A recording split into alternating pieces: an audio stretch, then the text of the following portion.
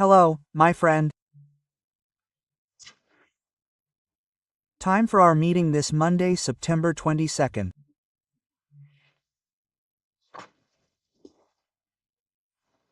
Well, in 1897, on September 22nd, Antonio Consolero died in the Canudos campaign. The army went there after Colonel Moreira Cesar's expedition was defeated with the death of the colonel, who had killed many prisoners in Santa Catarina, suppressing a Federalist revolution.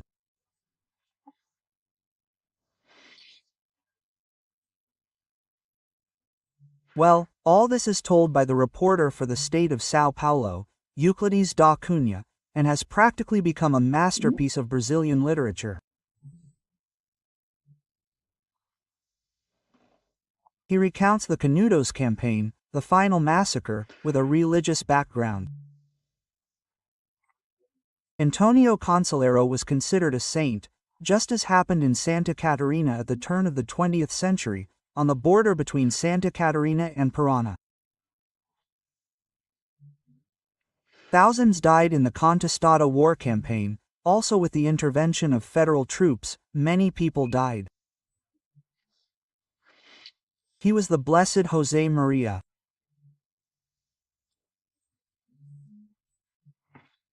And I remember there in the Mers, in Vale dos Sinos, in Rio Grande do Sul, in Morro do Ferrabras, Jacobina and Jorge Maurer, Orthodox Protestants, also with a campaign by the army going there to repress and kill people, massacres.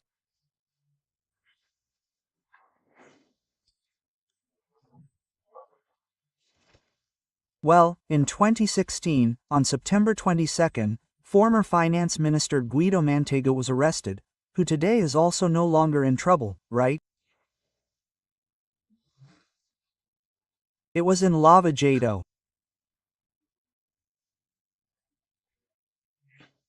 They dismissed the conviction, nullified the evidence, and even punished Judge Sergio Moro, the public prosecutor of Delton da Lanhol, Brazilian things. September 22nd. Now spring is arriving. Right now, the sun is more or less perpendicular to the equator. It hits the equator squarely, passing over to hit the southern hemisphere, then causing summer in the southern hemisphere.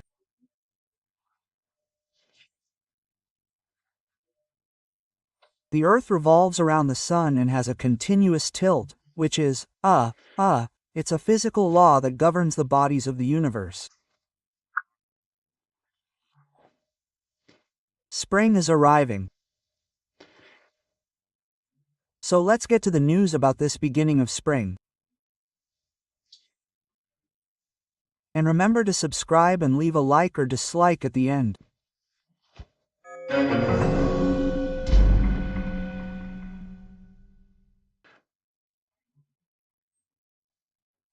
Well, spring hasn't arrived for Alexandre de Moraes' family.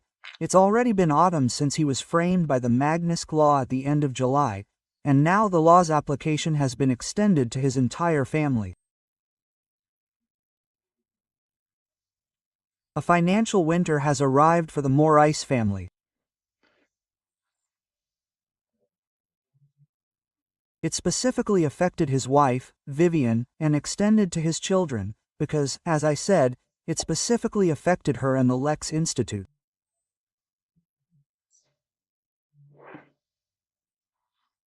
Well, Lex means law in Latin, but coincidentally, it also reminds me of Superman's Lex Luthor, which is very similar to Moraes.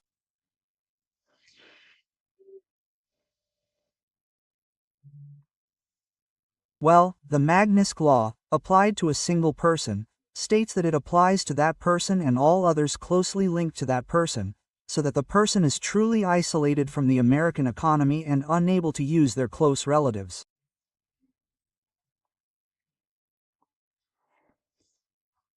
This Lex Institute is a holding company that's widely used, right? I don't know if you're familiar with it. Well, big banks, encourage the creation of this.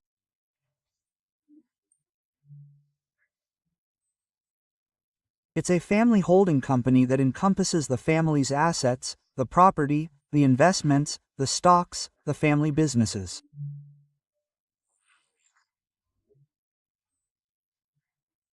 This makes it easier to share the inheritance later, right? I think it also mitigates the taxes owed. It's often based in a tax haven or something similar, right? Minister Alexandre de Moraes created this holding company in 2000, so it's been around for quite some time.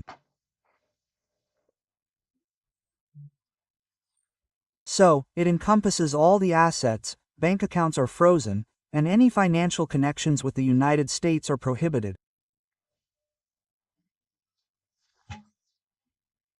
And since American finances are involved in everything, right, from credit cards to banks, even Brazilian banks that have branches in the United States, which are listed on the New York Stock Exchange, there's no way they can avoid practicing what the Magnitsky Act mandates, right?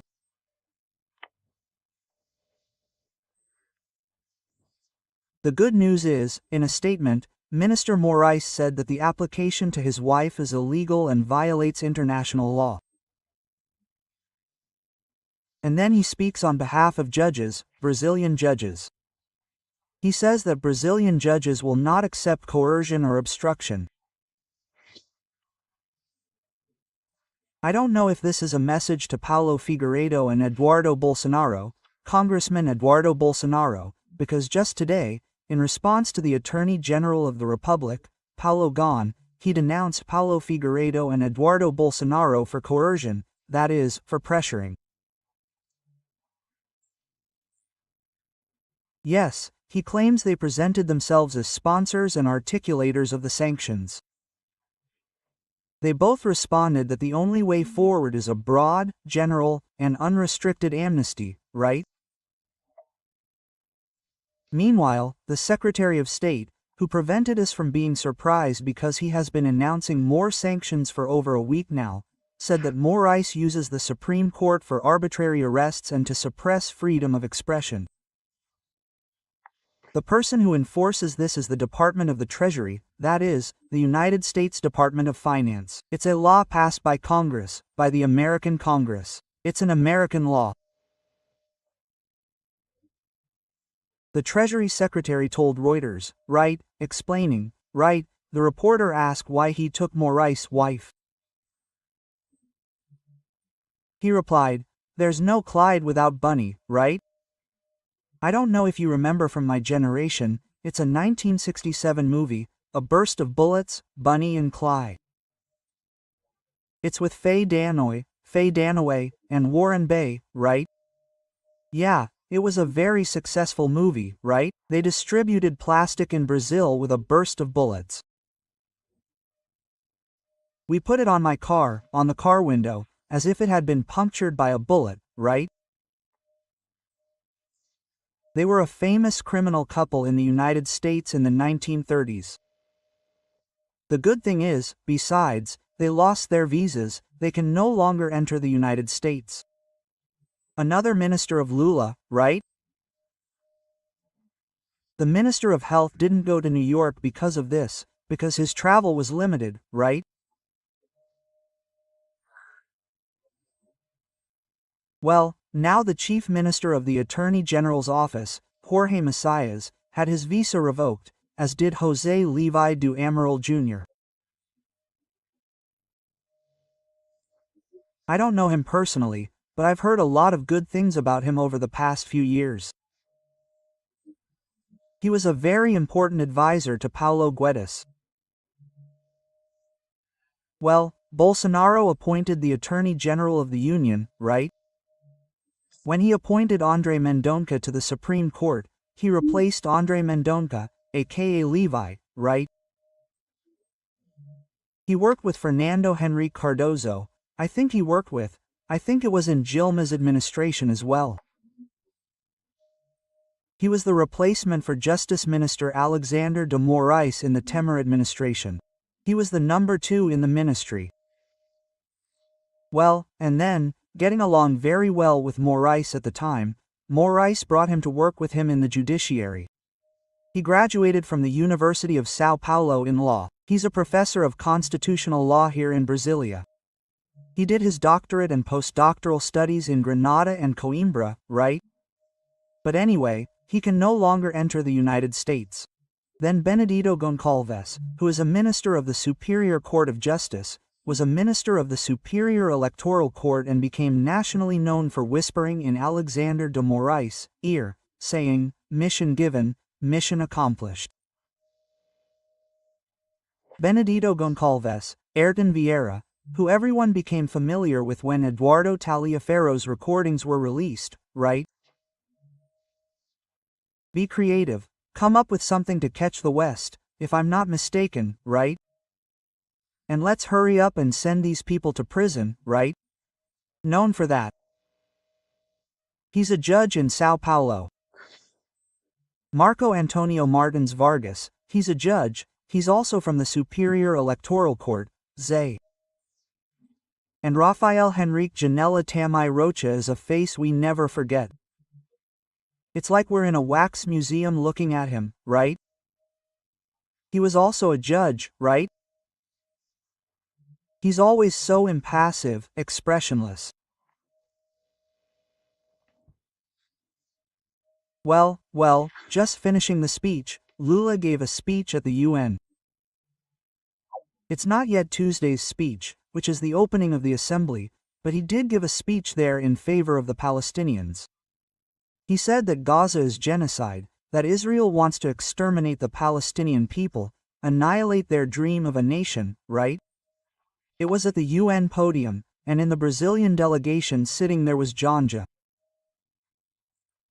Hey, I thought he was wearing a shawl with that Palestinian print, right?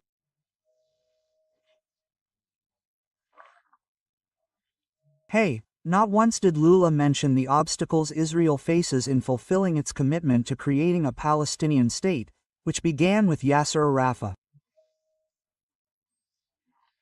They agreed on everything, but then Hamas arrived and took away the PLO, which represented the Palestinian people.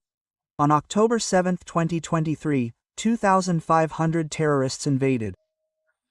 500 terrorists from Hamas invaded, slaughtering women, children, the elderly, raping, and microwaving babies.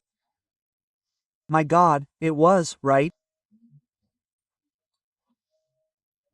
There's another side that makes it impossible for Israel to coexist with a radical Islamic movement that will only rest with Israel's extermination. Lula said here that Israel is the extermination of the Palestinian people. He forgot to demonstrate that, right? Because Israel is defending itself from attacks it has suffered since its creation. When they created the two states at the UN, in the session chaired by Osvaldo Arana, a Brazilian, the State of Israel, and paved the way for the creation of the Palestinian state. So much so that the agreement, the Oslo Accords of Norway, already provided for the creation of the Palestinian Authority and then the Palestinian state.